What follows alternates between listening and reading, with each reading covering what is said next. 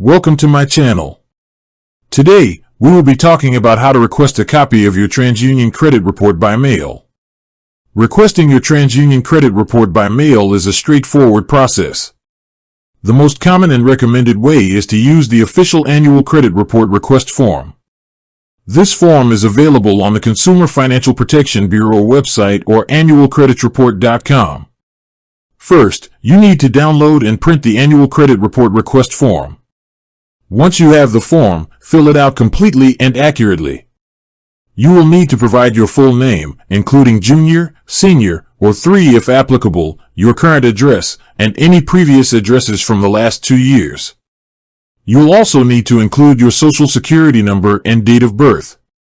After you have filled out the form, you can choose to request your report from 1, 2, or all 3 of the major credit reporting agencies, Equifax, Experian, and TransUnion. Make sure to check the box for TransUnion. Once the form is complete, mail it to the Annual Credit Report Request Service at the following address: P.O. Box 105281, Atlanta, Georgia, 30348, 5281. Your request will be processed and your credit report will be mailed to you. Keep in mind that it may take a few weeks to receive your report by mail. With that being said, thank you for watching.